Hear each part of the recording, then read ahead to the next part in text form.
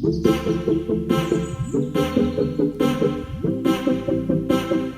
बच्चों, welcome to learn NCERT. और आज हम लोग अपनी चैप्टर 4 की एक्सरसाइज 4.2 स्टार्ट करने जा रहे हैं। तो इस चैनल पे आप लोगों को सभी चैप्टर्स के वीडियो सॉल्यूशंस मिलेंगे, प्लस आपके बेसिक्स भी कवर हो जाएंगे। So make sure to subscribe to the channel. और आज हम क्वेश्चन नंबर 1 स्टार्ट करने जा रहे हैं, तो चलो पढ़ते हैं। So what is first question? Which one of the following is true and Y?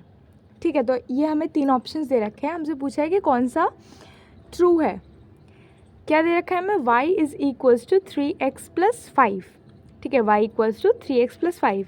इसके कितने सॉल्यूशंस होंगे? यूनिक सॉल्यूशन होगा, 2 सॉल्यूशंस होंगे, इनफाइनाइटली मैनी सॉल्यूशंस होंगे। अब देखो, ये एक तो लीनियर इक्वेशन है, ठीक है, और इसमें 2 वेरिएबल्स हैं, एक y है और एक x है। तो इस टाइप की इक्वेशंस का आंसर होता है इनफाइनाइटली मैनी सॉल्यूशंस। ठीक है, आपको अगर MCQs में आए तो आप टिक करके आ सकते हो इनफाइनाइटली मैनी। पर यहाँ पे हमसे इसका रीज़न भी पूछा है कि क्यों होगा।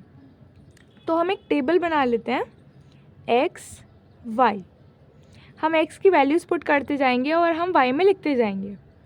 ठीक है, तो सबसे पहले ऐसा करते हैं, x को 0 लेते हैं। ठीक है, मैंने क्या लिया, सबसे पहले टेबल बना लेते हैं,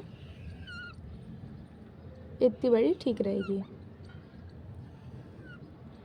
ठीक है, ठीक है, तो 5 वैल्यूज़ हम लेंगे। सबसे पहले x को 0 रखते हैं, x 0, तो y क्या हो जाएगा?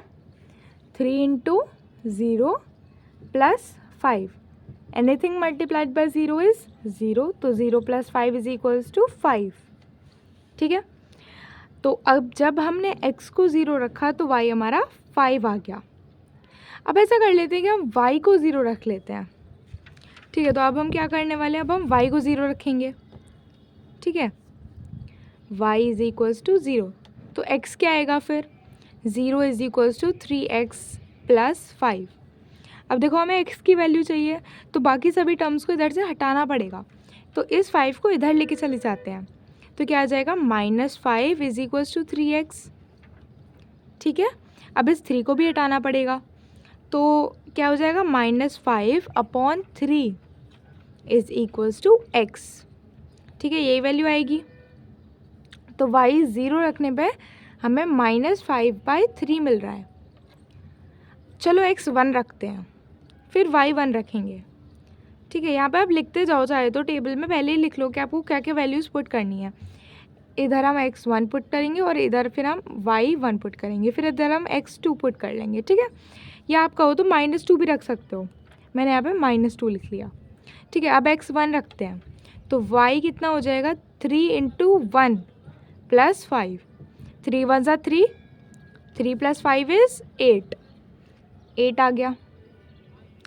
अब अगर मैं x को 1 रखूँ, y को अगर मैं 1 रखूँ, y को अगर मैं 1 रखूँ तो क्या हो जाएगा? 1 is equals to 3x plus 5।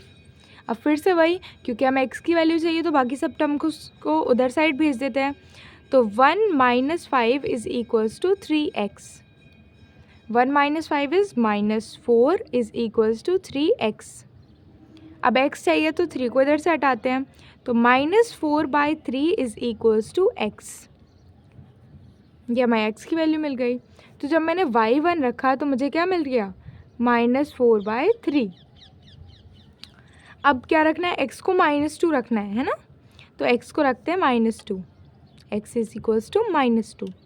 तो y क्या हो जाएगा? 3 इंटू -2 प्लस में 5, तो कितना हो जाएगा? -6, 3 2 ज़ा 6 और -6 प्लस 5, तो ये कितना हो जाएगा? -1। तो -2 रखने पे मुझे y क्या मिल रहा है? -1। अब आप ये देखो कि मैंने x की कोई भी वैल्यू रखी या मैंने y की कोई भी वैल्यू लिखी तो मुझे बहुत सारे सॉल्यूशंस मिल रहे हैं। और ऐसे ही अगर हम करते जाएं तो अगर मैं इनफाइनाइट वैल्यूज़ रखूं तो मुझे इनफाइनाइट ही सॉल्यूशंस मिल जाएंगे। ठीक है, तो इसका answer will be third, infinitely many solutions.